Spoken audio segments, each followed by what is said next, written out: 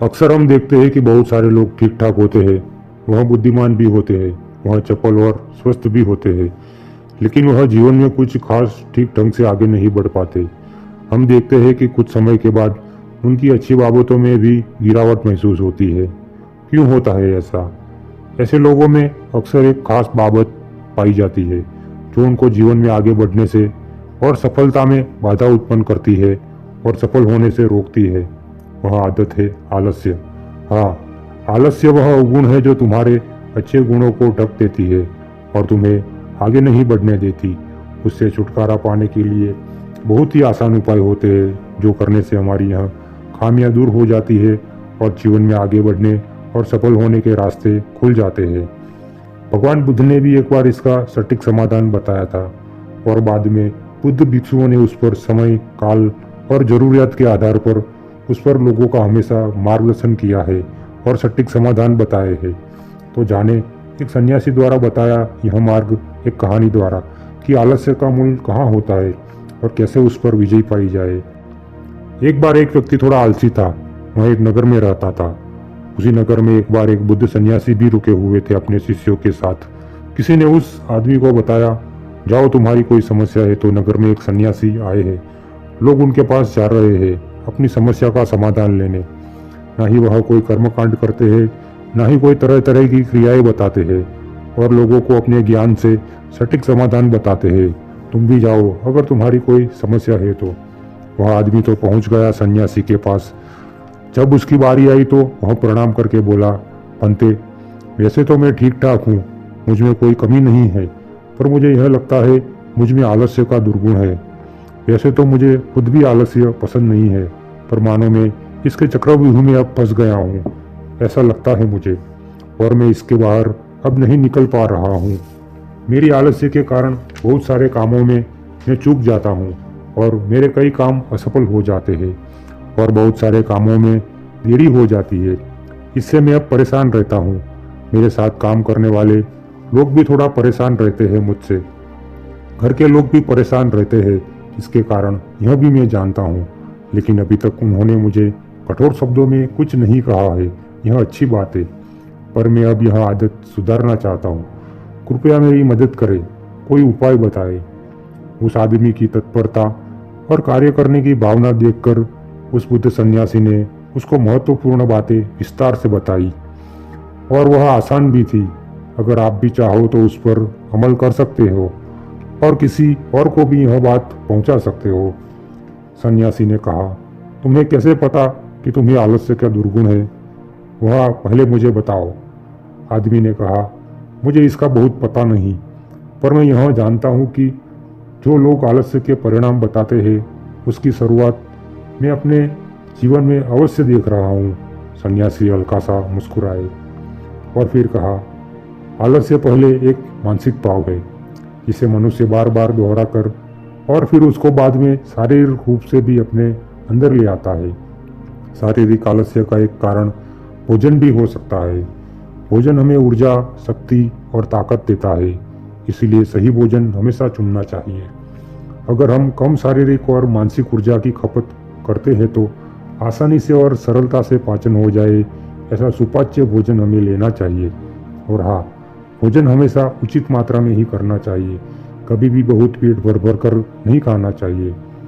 अगर हम कठोर श्रम या मेहनत कर रहे हैं तो हम थोड़ा भारी खुराक पचा सकते हैं, लेकिन तब भी नियम तो वही ही है, बहुत पेट भर भर कर कभी नहीं खाना चाहिए, जिससे हमारा स्वास्थ्य भी खराब होगा और आलस्य भी बनी रहेगी।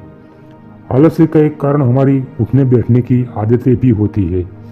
हम ठीक से उठते बैठते नहीं और पूरे दिन की दैनिक क्रियाओं में भी शारीरिक स्थिति ठीक से नहीं बनाते। यह एक कारण भी हमारी स्वस्थता पर और शारीरिक आलस्य पर प्रभाव डालता है।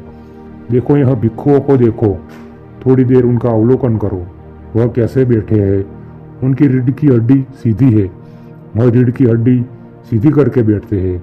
वह अपनी गर्दन को भी सीधी रखते हैं और जब जरूरत होती है तभी गर्दन झुकाकर काम करते हैं। देखो, वह कैसे उठते हैं, कैसे बैठते हैं, कैसे खड़े रहते हैं और चलते हैं। उस पर निरीक्षण करो। वह अपनी शारीरिक स्थिति इनकी क्रियाओं में ठीक तरह से बनाते हैं। और एक कारण नींद है। हम ज़्यादा नींद लेते हैं जिससे भी आलस्य बना रहता है। और कभी हम कम सोते हैं तो मन हमें बार बार सुझाव देता है कि हम कम सोए हैं, पर वास्तव में मन की यह आदत होती है और इसी मनोभाव के कारण हमें आलस्य महसूस होती है। वास्तव में हमें ज़्यादा नींद की ज़रूरत नहीं होती। उस आदमी ने कहा, कितना सोए? सन्यासी बोले, न ज़्यादा न कम। यही है सम्यक मार्ग, संतुलन का मार्ग। ज़्यादा सोने से आलस्य बढ़ेगी और कम सोने से स्वास्थ्य पर उसकी विपरीत असर होगी। और हाँ, जब भी सोए सारी चिंता और तनाव से मुक्त होकर तनाव मुक्त नींद ले, जिससे जब हम सुबह उठेंगे तो हमें एक ताजगी और प्रफुल्लितता महसूस होगी। एक हल्का सा आनंद भी महसूस होगा हमें। अगर तुम कम नींद लोगे तो दूसरा दिन तुम्हें पूरे दिन थकान सी महसूस होगी और हल्का सा आलस्य भी बना रहेगा पूरा दिन। और अगर ज़्यादा नींद लोगे तो भी आलस्य ही बढ़ेगा। और ज़्यादा नींद बस एक मानसिक भाव है और कुछ नहीं होता। हमें ज़्यादा नींद की ज़रूरत नहीं होती। नींद उचित मात्रा में ही होनी चाहिए, जिससे अपना शरीर कुदरती रूप से ऊर्जावान हो जाए और तुम दूसरे दिन की कार्यशक्ति उत्पन्न कर लो। जीवन में अनुशासन का भी बहुत महत्व है। सही समय पर सोना और समय से उठना, समय से खाना पीना, यह बातें भी बहुत महत्वपूर्ण है। अपने शरीर को नाहक कष्ट कभी मत दो। उस आदमी ने कहा, पंते कैसे शुरू करूँ ये सब? सन्यासी बोले, सबसे पहले मानसिक तल पर उसकी शुरुआत करो, वरना शुरू में ही मानसिक आलस्य बनी रहेगी और मानसिक आलस्य प्रवेश कर जाएगी। जब भी हम कोई कार्य करें तो सबसे पहले मानसिक रूप से तैयारी कर लो कि मुझे यह काम करना है। मानसिक तल पर इच्छा शक्ति का अभाव हमें कार्य में अच्छे परिणाम नहीं लाने देता। जब हमें लगने लगता है कि यह काम मुझसे नहीं होगा, तब वह काम हम टालते हैं, फिर वह काम बार बार टालते हैं, जिससे काम का बोझ बढ़ता है और आलस्य की शुरुआत भी हो जाती है। इसीलिए सबसे पहले खुद को तोल लेना चाहिए, उसके आधार पर अपना काम चुनना चाहिए। अगर काम को एक साथ हम नहीं कर सकते तो उसको विभागों में बांटकर पूरा कर दो। एक बार, दो बार तुम ऐसे विभागों में बांटकर काम को पूरा कर दोगे तो तुम्हें आत्मविश्वास आ जाएगा और फिर तुम उसको आदत बना लेना। फिर तुम्हें काम का निपटारा करने की और काम पूरा करने की समझ आ जाएगी। और छोटे छोटे दिन के काम और भी छोटे छोटे काम जो आज पूरे हो सकते हैं, उसे आज ही पूरा करने की आदत बना लो। और हाँ, आलसी लोगों की संगत में न पड़ो, जिससे तुम्हें भी काम को देरी से करने की आदत आ जाएगी। और जब तुम अपनी आदत सुधार रहे हो तब ऐसे लोगों से दूरी बना लो। और महत्वपूर्ण बात, हमेशा सकारात्मक लक्ष्य ही चुनो और उस पर कार्य करो। लक्ष्य सकारात्मक होगा तो उस पर कार्य करने का उत्साह बढ़ेगा और उत्साह हमें आलस्य कहाँ खो जाएगी यह पता भी नहीं चलेगा। कभी जीवन में गलत लक्ष्य मत चुनना।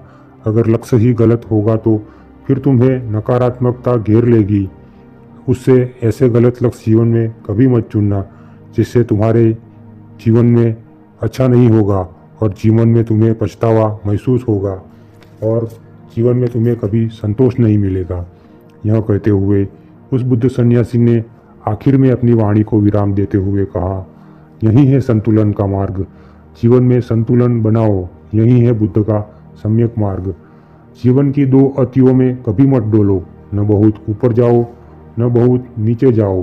मन की दो अतियों में भी मत डोलो, न मन की कोई गति में ऊपर जाओ और न मन की गति में निराशा में गर्त हो जाओ। सभी परिस्थितियों में संतुलन बनाए रखो। यही है बुद्ध के सरल, जीवन उपयोगी और संतुलन के सम्यक मार्ग के उपदेश, जो दुनिया के सभी मनुष्यों के लिए एक से ही है। कोई भी इसे अपने जीवन में प्रयोग कर सकता है। धन्यवाद। नमो बुद्धाय।